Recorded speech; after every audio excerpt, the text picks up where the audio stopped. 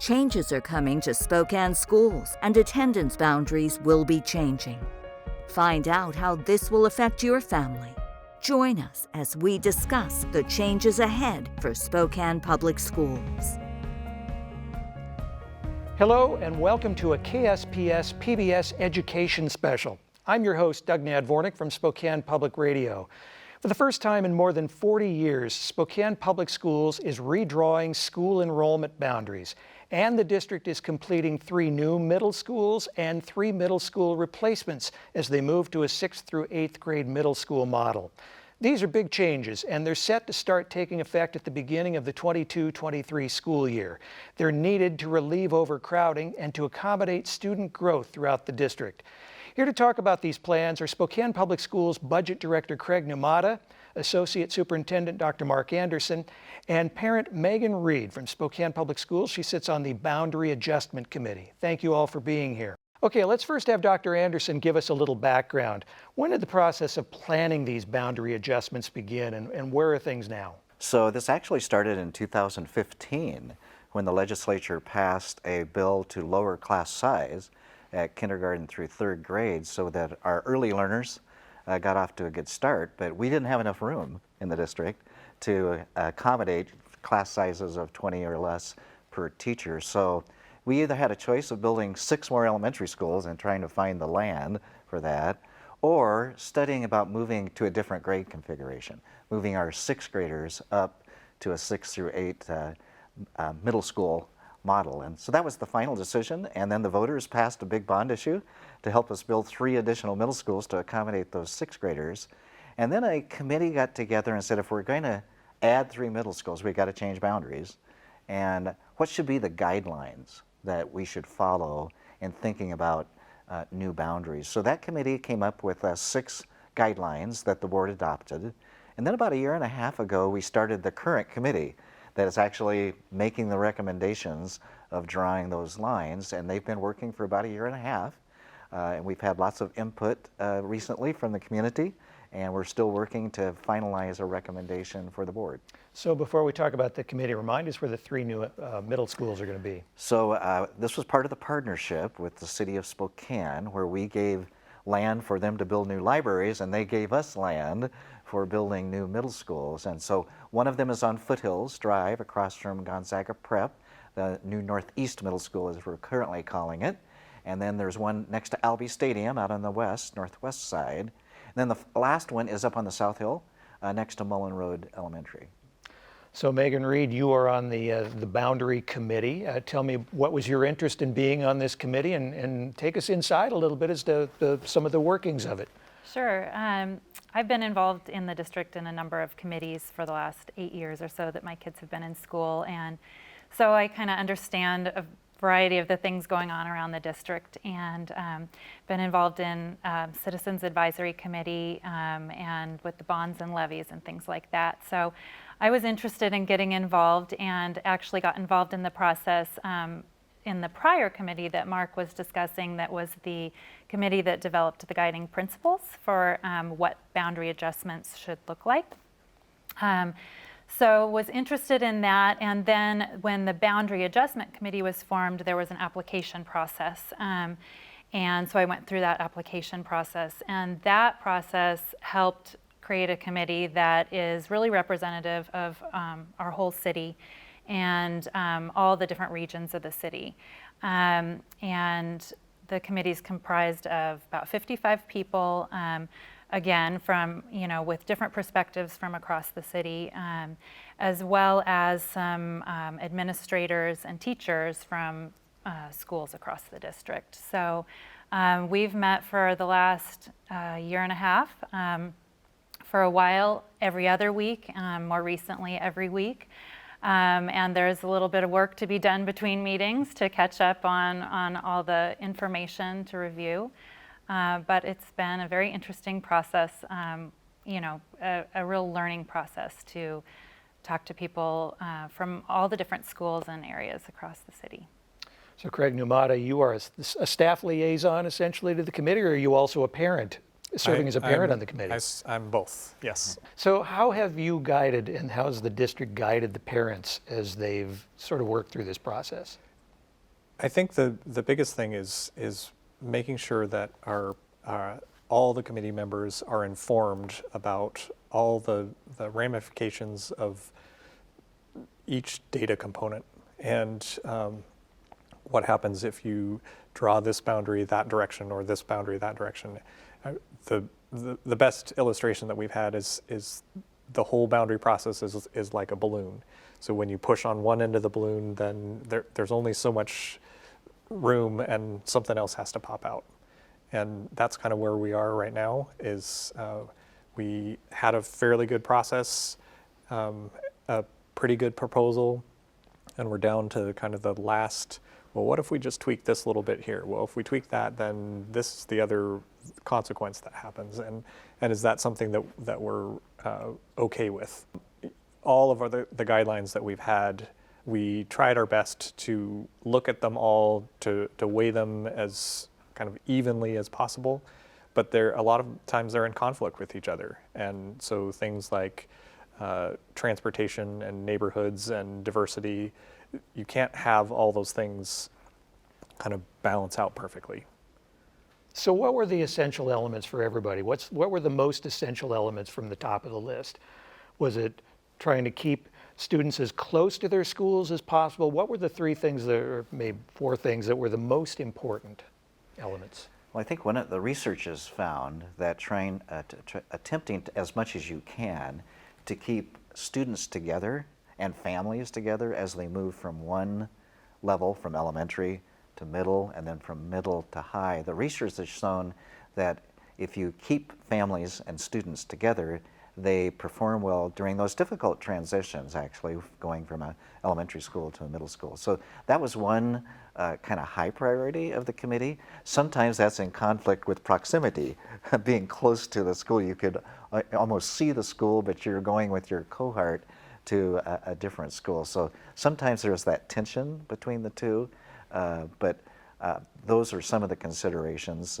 And then another one was solving schools that had overcapacity. So not only are we working to change boundaries for adding 3 new middle schools, but there's been some schools traditionally, just due to the way their lines are drawn and where people have moved, that are just oversubscribed. So trying to balance out schools, some of them, our schools have been undersubscribed. And so trying to balance those out in addition to adding the middle schools. I don't know if Craig or Megan. I mean, we haven't changed boundaries for 40 years, not any major boundaries. And when families come and look for housing, they're not trying to help us out and looking for, if I move here, that will help balance out the school. So that has been our struggle. Is as Mark was saying, schools that are over capacity and schools that are under capacity, and how do we adjust boundaries to be able to balance those out. But change is hard, and anybody that moved into a location, they think, well, these are the elementary, middle, and high schools that we're planning on, and when we are switching those around, it causes a little bit of angst. Yeah. And I would add that in addition to everything that Mark and Craig said, I think a word that I keep coming back to is sustainable as well. I mean, I don't want to see us go through this process for the first time in 40 years and come up with something that, is going to be a problem in 3 more years. So I think that the committee has tried to look at that as well. So this plan affects so many people. How have you tried to communicate with the public to keep them sort of informed all along the way so that they can weigh in and tell you about whether you're on the right track or not? So we've done a variety of things. Our communications department has done a nice job of preparing information on our website that are frequently asked questions with answer to those, from why we're doing it to what the timeline is and so forth. Plus, we held 4 to 6 forums online, given the pandemic, to get input, and that's what the committee's working on now. They've gotten all sorts of input from the forums, written communications to our boundary committee that we're using, and then there'll be more opportunities once a draft is to the board final recommendation, the board then will start holding hearings to hear from the public as well. So there's tweaking existing boundary lines, and then there's completely redrawing boundary lines.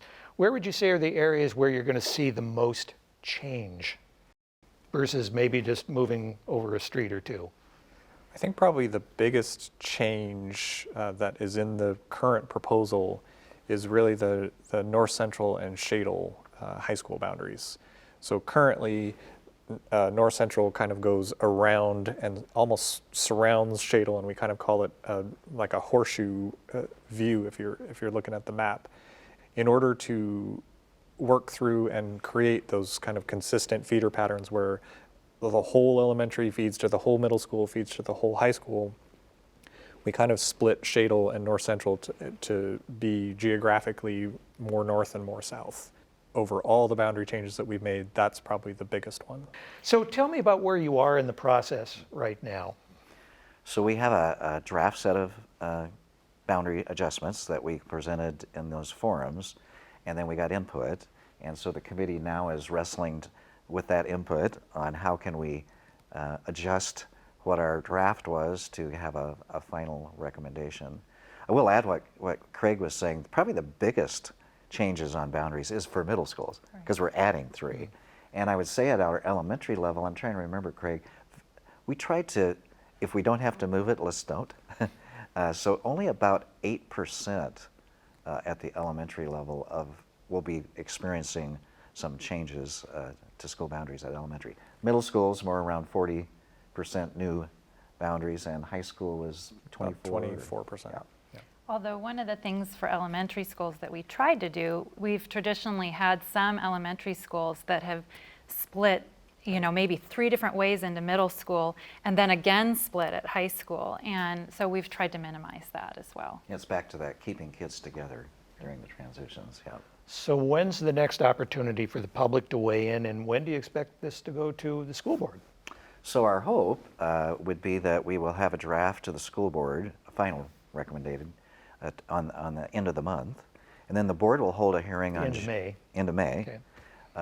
Then the board will hold a hearing, 3 of them in June, with our recommendation that they adopt the new boundaries by the end of June. What that will do, it will allow a full year on the north side of the district before we open those 2 new middle schools for the school principals and staffs to start to get to know their new school communities before they actually change. And then actually 2 years ahead of time for the new South Hill middle schools and the boundaries on the south. So it provides families, we hope, plenty of time to adjust, and the schools, staffs to get to know their new school attendance area. So let me ask Craig and Megan about what's been the hardest part for you? Working with a lot of parents, no doubt they find out you're on this committee, they want to do a little bit of lobbying. What are the biggest things that you're hearing from them, and what do you think are the most difficult questions that your committee then has had to deal with from those? Well, I think, as Craig said earlier, change is hard, and these are emotional issues too, because they affect everyday lives. And so I think that's one of the biggest challenges. I think I've tried to be, and I think it's true of all of the committee members, a good listener. The committee itself has representatives from every part of the city, so I think throughout the last year and a half we've heard a lot of different voices and perspectives. And sometimes those have different priorities, for sure.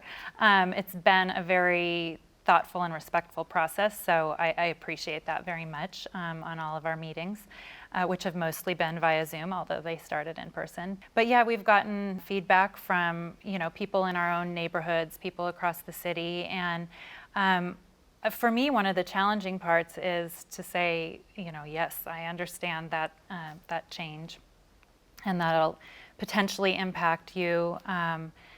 Here's why we're looking at it, and here's what's tricky. If we do this, then this, and this happens. And so that's how we've kind of come to this conclusion, like Craig talked about with the balloon, and everything's kind of cascading effect. So None of the changes are simple. Switch this, solve that. But I think that the committee has done a good job of kind of looking at them as a whole and taking into account perspectives from each area of the city. Yeah, Anything I you wanna add would there? say the tensions are certainly there now, and the areas that are in conflict with each other. But through the forum process and through kind of a testament to the representation on the committee, I don't think that we came up that there was any feedback from the community that weren't things that the committee itself had already wrestled with. We haven't solved them all, and we won't be able to solve all of them. We're going to have to come to some compromises, but by and large, it felt like we've thought about just about every scenario. So that has been affirming, I guess. So the school board approves the boundaries, and a family says, okay, this is great, except I'd like to appeal. Is there some sort of process by which families can ask to be sort of grandfathered out of the new system? So that was one of our guiding principles that the committee developed before the current committee, was to have a legacy or grandfathering policy, and the board did adopt one. And basically it allows for, if I started, for example, as a 9th grader at a high school, and the boundary changes, I can stay and finish at that high school. Same thing for middle school. If I started as a 7th grader, I can finish 8th grade at that.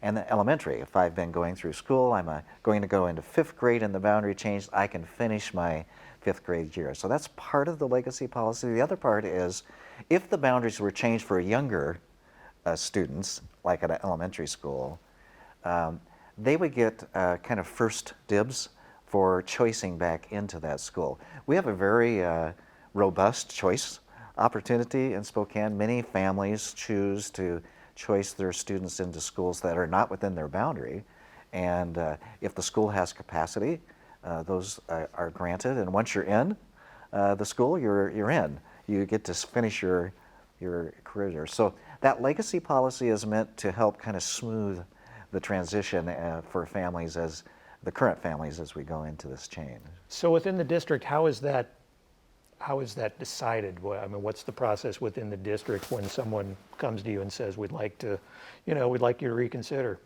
So we're going to have a process where they want legacy status. They would apply for that, and we, with the 5th, 8th, or 7th, and 9th graders, that's kind of an automatic process. They just have to say they want to do it.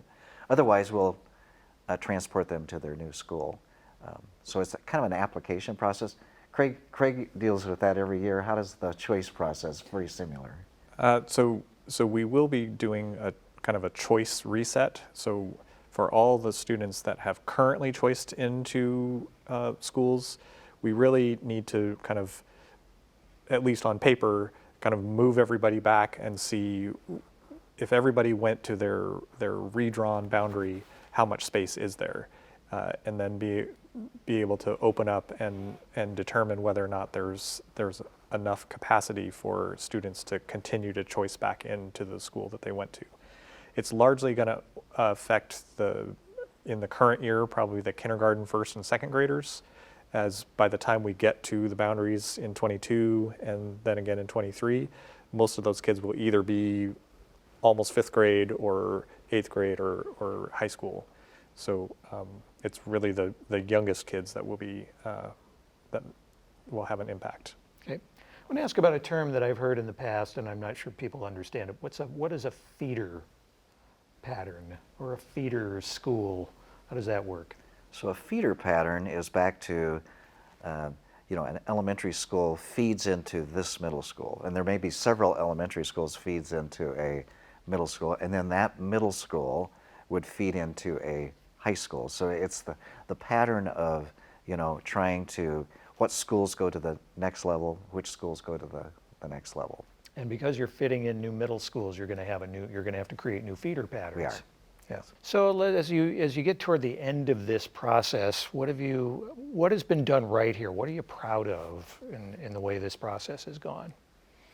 Well, I think they did a great job in setting up the committee just to represent perspectives from across the city. And like I said, I've appreciated that the voices that come from each of the different parts of the city, each even elementary school or high school, of course, has its own unique programs, its own unique situations. And so the committee members have been able to bring that into the discussion, which is really important. And I think, as we've said, you know, it has been a challenging process. It's difficult, but it's been interesting to learn about all of those and have those discussions. And as Craig said, to see how all those discussions that we had then were kind of reaffirmed by the public feedback. We weren't surprised to hear some of the concern areas because we'd had those discussions before. So I think that it's been not an easy process, but a very thoughtful process. How about you, Craig? What are you proud of with this work? I think the feeder pattern is one of the things. The having elementaries feed in directly into middle schools and middle schools feeding directly into high schools where we could. On the South Hill, when we are opening a third middle school and we only have 2 high schools, that one is just one that is going to have to live as a split. But on the north side, being able to have 6 middle schools and 3 high schools is a different situation than when we were before, where we had a couple elementaries that got split into 2 middle schools and then they get split into 3 high schools. So being able to resolve some of those things, and kind of as we've thought a lot about it and recognize that, you know, students don't necessarily live at one address, kindergarten through 12th grade, and so thinking about it as if the feeder pattern is for those kids, it's great for a family that has that kind of stability, but it's also really great for a family that the student moves in 5th grade, that all the kids they just met, they'll all go to 6th grade together. Same as a student who just moves in spring of 8th grade, they would be able to go to high school with all the new kids that they just met. So it's creating that consistency for whatever entry point that a student comes into that just feels like a move in the right direction. Now, Mark, you're near the end of your tenure as associate superintendent, and yet for all the time you've been here, this is your first process going through this. What have you learned going through all of this? Well, first of all, I'm just proud of the Spokane community. They have always had this deep devotion to public education and to educating Spokane's youth. And so, you know, passing a bond issue to build 3 new middle schools, to be able to, you know, have lower class size for our early learners, which is so important, and then to be able to have the benefits of possibly, you know, improving what we currently have for school boundaries to make them even better. I think that's probably one of the most rewarding parts, even though it is complex and there's tension. In the end, I think Spokane and its educating its youth will be better for it. So how has COVID and the fact that you alluded to this, Megan, you've done so many of your meetings by Zoom, and we've done so many school board meetings by Zoom in the last year. How has that affected the process? Has it brought more people, allowed more people to be part of it? How would you assess that? I think so. I mean, the committee meetings happen in the evening, and most of the people on the committee are parents, and it's never easy to go to a meeting in the evening when you've got kids to either get to bed or get to activities. So I think we've had really great attendance on our Zoom meetings. You know, have 50-some people, you can do that on a Zoom meeting, and people can join in even if they've got kids at home that they need to get to bed. So I think in some ways the move to Zoom has been a benefit to the committee. It's hard not to have in-person conversations, but I think we've gotten used to that, and participation has been high. I think with the forums, the community forums, you miss something not having in-person interaction. But again, I think that we were able to get probably more participation than we would have if we were doing them in person, because people could just sit down in front of their computer and do it on any of the 4 nights that they wanted to. They didn't have to drive across town to a forum and leave kids at home. So. And when people would dial into one of those forums and they would list, did they seem to have had done up their reading a little bit so they had some idea as to what they were talking about? Or was it one of those where it was just sort of drop in, give your opinion and then off you go? I think there was a mix. The forums presented a lot of information. It's a complicated process, and so trying to explain how we got to the recommendation we got to takes a little bit of time. And so in the forums there was a long presentation, and that's kind of represented on the website right now with all the FAQs. So I think that for the community to understand the recommendation that we've given, there's a little background reading that that they may want to do. And so in the forums, often there were questions that came off right away that then would be answered later by the presentation. But a lot of people were really well educated about it, especially as we got to some of the, in the 4 forums, I think we had some attendees that came back for all 4. So they knew at that point what questions they wanted to ask. Well, Megan Reed, Craig Numata, Mark Anderson, thank you for being here. And thank you for joining us. The Spokane Public School Board plans to hold a public hearing on the proposed final boundary adjustments June 2nd, 2021. You can register to attend and find out much more on this topic at spokaneschools.org/boundary change. Good night. Thanks for joining us.